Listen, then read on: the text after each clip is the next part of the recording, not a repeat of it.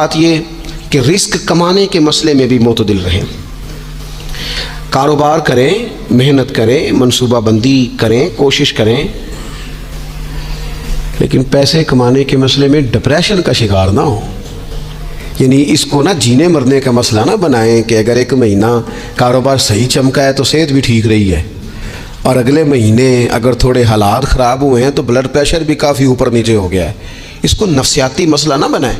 پہلے بھی کئی دفعہ کہہ چکا ہوں، پھر کہتا ہوں، 2 4 5 دوستوں سے پیار ہے تو 2 4 دفعہ انہی دنوں میں نا، سال کے بعد آ کے مجھے کچھ دن آتے ہیں نا کاروبار پہ، انہی دنوں میں آ کے انہوں نے مجھ سے کہا، دور سے آئے، کہا جناب ہم کاروباری بندے، حالات ٹھیک نہیں، کوئی دعا بتائیں. تو میں نے کہا جن دنوں ٹھیک ہوتے ہیں ان دنوں کیوں نہیں آتے؟ کیا آج کل حالات بڑے اچھے ہیں، کچھ شکر کا طریقہ بتائیں، کیوں نہیں آتے؟ کیا فلسفہ ہم نے اختیار کر لیا ہے؟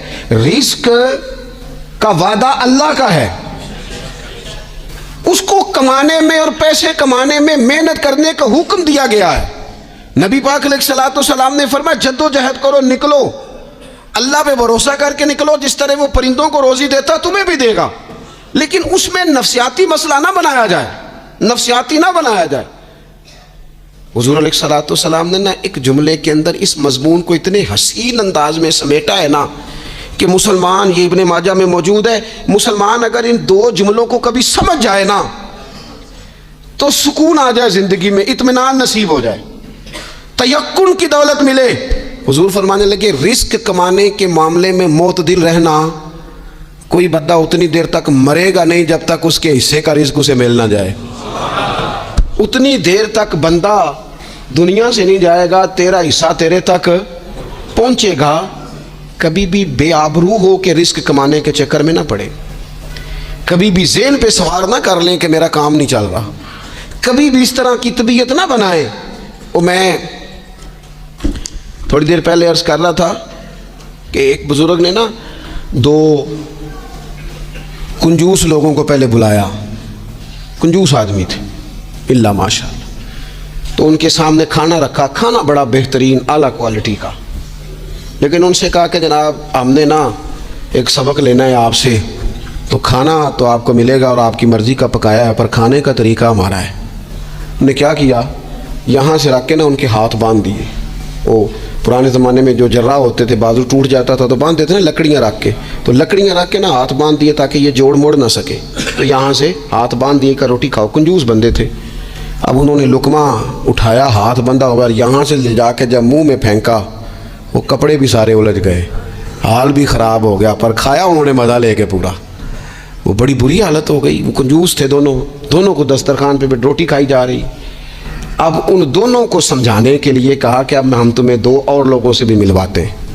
اب 2 وہ بندے بلائے جو دل کے سخی تھے، جو رزق کے معاملے میں اس کا زیادہ حریص نہیں تھے. ان کی بھوک جو تھی وہ کہیں دور تک دکھائی نہیں دے رہی تھی. انہوں نے کہا جناب ادھر آئیں. آپ دونوں بھی، ان کے بھی ہاتھ باندھ دیے گئے. کہا آپ نے روٹی کھانی ہے، آپ نفیس لوگ ہیں، ناراض نہ ہوئیے گا، سخی بندے ہیں، پر کھانا آپ نے کھانا ہے، تو ہماری مجبوری ہے، ہم نے آپ کے ہاتھ باندھ کے روٹی دینی ہے آپ کو. وہ 2 بندے بھی آمنے سامنے بٹھا دیے گئے، کھانا چن دیا گیا، ہاتھ یہاں سے باندھ دیے گئے، لیکن وہ سخی تھے. انہوں نے کہا جناب کوئی مسئلہ نہیں، اللہ تعالیٰ توفیق دے گا. انہوں نے کیا کیا، وہ لقمہ لگاتے اور ایک دوسرے کے منہ میں ڈالنا شروع کر دیتے. کھانا بھی کھا لیا، کپڑے بھی بچ گئے، نفاست بھی قائم رہ گئی، اور کسی قسم کی کوئی پریشانی آئی. کام خاصا مشکل ہے کسی کے منہ میں لقمہ دینا، یہ کام بڑا مشکل ہے. یعنی کھانا آ جائے، پک جائے، پاس پہنچ جائے، اور پھر اسے توڑ کے بنا کے اتنی محنت کر کے دے کسی کے منہ میں دینا. لیکن یہ دے کے دیکھو کپڑے بچ جائیں گے انشاءاللہ. نفاست نظر آئے گی، حسن نظر آئے گا، خوبصورتی نظر آئے گی، اس میں لطافت محسوس ہوگی. اس میں لگے گا کہ یہ بندہ ایسا ہے جسے اللہ تعالیٰ نے اپنے فضل سے عطا فرمایا ہے. تو غیر معتدل طریقہ بندے کو رسوا کر دیتا ہے، رسوا کر دیتا ہے. وہ مال کمانے تو نکلتا ہے لیکن وہ کمزور ہو جاتا ہے، اس کا مزاج اور طرح کا ہو جاتا ہے. میں نے دیکھا ہے، وہ جناب ساری دنیا چھٹی پہ ہے لیکن اس نے کہا چلو آج میں دکان کھول لیتا ہوں، گاہک کہیں بھی نہیں آئے گا تو چلو سارے آج مجھے مل جائیں گے. ایسا نہیں ہوتا. رزق اللہ نے تقسیم فرمایا ہے اور جس کا ہے وہ اس تک پہنچ جاتا ہے. تو غیر معتدل طریقہ اور رسوائی والا طریقہ کبھی بھی اختیار. اسی طرح کا معاملہ سخاوت میں ہے. نبی پاک علیہ الصلوۃ والسلام نے فرمایا کہ جب صبح دن چڑھتا ہے تو فرشتے دعا کرتے ہیں، کہتے ہیں یا اللہ سخی کو زیادہ عطا فرما، اسے زیادہ دے۔ حضور فرماتے ہیں جو سخی ہوتا ہے نا، یہ لوگوں کے بھی قریب ہوتا ہے، اللہ تعالیٰ کے بھی قریب ہوتا ہے اور جنت کے بھی قریب ہوتا ہے۔ اور یہ جو کنجوس ہوتا ہے یہ لوگوں سے بھی دور ہوتا ہے، اللہ تعالیٰ سے بھی دور ہو جاتا ہے، جنت سے بھی دور ہو جاتا ہے۔ سخاوت بڑی اعلیٰ چیز ہے، لیکن اس میں بھی معتدل رہنے کا کہا گیا ہے۔ معتدل، کچھ لوگ ایسے ہیں جو سخی نہیں ہوتے، یہ میں کوشش کروں گا تشریح آپ کے ذہن کے مطابق کر لوں۔ سخی مزاجن سخی، لیکن اگر کبھی چڑ جائے نا، وہ جتنے مرضی پیسے لے لو ہم سے، مزاج میں سخاوت نہیں، لیکن اگر طبیعت ہے اس طرح کی کہ اگر ان کا ذہن آ گیا نا، کبھی کہیں کسی نے تعریف کر دی ہے، پوری خوشامد اس نے کر لی ہے، تو پھر تو جناب ساری جیب بھی آپ خالی کرا دیں۔ یہ مزاج کی سخاوت نہیں ہے، یہ تو آپ کی طبیعت کا وہ ابال ہے کہ اگر کسی بندے کو پتہ چل گیا ہے کہ کس طرح کر کے آپ قابو آتے ہیں تو پھر وہ روز استعمال کرے گا۔ اور یہ ہوتا ہے، یہ ماحول ہوتا ہے۔ میں چونکہ مذہبی ماحول سے تعلق رکھتا ہوں، میں نے خود یہ دیکھا ہے کہ کوئی شخص اگر اس نے زیادہ بڑا منہ کھول کے لوگوں سے مانگنا شروع کر لیا تو پھر تو جناب بڑی بات ہے، مہنگا آدمی۔ اور اگر کوئی اپنی وفاداری قائم رکھتا ہے، خوشامد نہیں کر سکتا، اس کی طبیعت نہیں ہے کہ وہ 20-50 لوگوں کی خوشامد کرے، 10 کو حاجی صاحب کہے، 20 کو عاشق رسول کہے، اور 30-35 کو کہے جناب بڑی بات ہے، ہم نے تو بڑا دیکھا ہے، آپ تو بڑے بہترین لوگ ہیں۔ تو پھر جناب وہ اگر یہ کام اسے کرنا آتا ہے تو پھر اس کا مطلب ہے اسے دہاڑی بھی اچھی لگانی آتی، پھر اس کی آواز کا بھی زیادہ سریلا ہونا ضروری نہیں، پھر اللہ تعالیٰ معاف فرمائے، پھر بس ٹھیک ہے، اب میں کیا اس پر تبصرہ کروں، پھر تو ہم دیکھ رہے ہوتے ہیں جس کو وہ عاشق رسول کہہ رہے ہوتے ہیں نا۔ اور ایسی خطرناک، میرے سامنے ایک نعت خیک صاحب سے کہنے لگا، نعت حضور کی پڑھی جا رہی ہے۔ کبھی شعراء ایک کام کرتے تھے، وہ کہتے تھے شعر تیری نظر ہے، وہ غزل کا شعر ہے یا کوئی ایسا شعر ہے، لیکن ایک شعر ہے نعت کا، اس میں تو حضور کی تعریف ہے۔ نبی پاک کی تعریف کا شعر کسی بندے کی نظر کیسے ہو سکتا ہے جب اس میں ذکر ہی رسول پاک کا ہے؟ تو وہ نعت خان صاحب کہنے لگے، بندہ سامنے بیٹھا ہے، تھوڑا بہت میں بھی اسے جانتا ہی تھا، تو اسے کہنے لگے حاجی صاحب یہ شعر تہاڈی نظر ہے۔ میں نے آخیا تو مہربانی کر، یہ نظر کوئی اور شے کر لیا، یہ تو نعت ہے حضور کی، یہ نبی پاک کے لیے ہی رہنے دے، اس کی نظر تو نے کر دی ہے۔ تو نالے میں کیا یہ حاجی جنی دیر تک پیچھے بیٹھا سی انہیں دیر تو نظر کیتی نہیں، ان دتھیاں لے کے سامنے آئے تھے تو نظر نیاز شروع کر لی۔ نہ کریں یہ کام، اس سے کوفت پہ، اور آپ یقین کریں میں ذمہ داری سے کہتا ہوں یہ کام کرنے والا بھی تنگ ہوتا ہے، اور جس کے لیے کر رہا ہوتا ہے پتہ اسے بھی سارا ہی ہوتا ہے کہ چکر کیا چل رہا ہے، سب پتہ ہوتا ہے۔ تو اس تکلف میں جب انسان کام کرتا ہے تو کہاں تک بات جاتی۔ سخاوت کرے لیکن چڑھ کر کوئی کام نہ کرے۔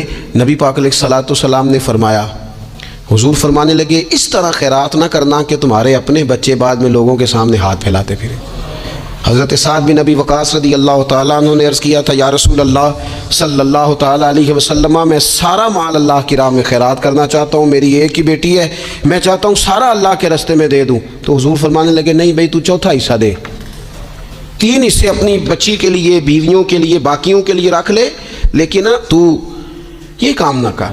تو میرے عزیز زندگی میں خرچ کرنے میں بھی اعتدال کا مظاہرہ کریں۔ مجھے پتہ ہے اچھی طرح کہ ہمارے ہاں ایک مزاج بن جاتا ہے، طبیعت بن جاتی ہے کہ اگر کسی شخص کو آپ تھوڑی سی مدد کرتے ہیں تو وہ سمجھتا ہے کہ اگر اس نے مجھے 20,000 دیا ہے تو یقیناً اس کے گھر میں 50 لاکھ پڑا ہے، وہ پھر اگلے ہفتے دوبارہ آتا ہے، ایک نئی مجبوری کا بھی اظہار کرتا ہے۔ یہ ساری چیزیں ہوتی ہیں، ان چیزوں کے بیچ ہی آپ کو نیکی کرنی ہے، لیکن افراط و تفریط سے بچنا ہے۔ اسی طرح کا معاملہ اپنی زندگی کے دیگر معاملات میں کریں۔ نبی پاک علیہ الصلوۃ والسلام نے نا سادگی کو پسند کیا ہے، حضور سادگی کو پسند کرتے، کھانے کے معاملے میں بھی اور کپڑوں کے معاملے میں بھی، لیکن اچھا لباس پہننے کی اجازت دیتے۔ حضور علیہ الصلوۃ والسلام نے ایک موقع پر ارشاد فرمایا کہ اگر کسی بندے کے پاس گنجائش ہے تو اسے اجازت ہے کہ 2 جوڑے کپڑوں کے کام کاج کے لیے رکھ لے، 2 جوڑے جمعے کے لیے رکھ لے۔ اور نبی پاک صلی اللہ تعالیٰ علیہ وسلم نے ایک شخص کو دیکھا جو مالدار تھا، لیکن اس کے کپڑے پھٹے پرانے تھے، لباس پرا گندا تھا، بال بکھرے ہوئے تھے۔ تو اللہ کے محبوب علیہ السلام نے فرمایا تیرے اوپر اللہ کا فضل ہے، اور رب جب فضل کرے تو پھر اللہ فضل دیکھنا پسند بھی فرماتا ہے۔ فرمایا تو اچھا لباس پہن، حرج کوئی نہیں، لیکن اپنا رسول پاک علیہ السلام کا طریقہ مبارکہ یہی تھا کہ سیدہ عائشہ صدیقہ فرماتی ہیں کہ یہ وہ لنگی مبارک ہے اور یہ وہ پیوند والا کرتا مبارک ہے، اسی میں محبوب نے اپنی جان اپنے رب کریم کی بارگاہ میں پیش کر دی۔ اور فرماتی ہیں کتنے کتنے دن گزرے کہ رسول پاک علیہ الصلوۃ والسلام نے کھانا تناول نہیں فرمایا، کتنے کتنے دن گزرے۔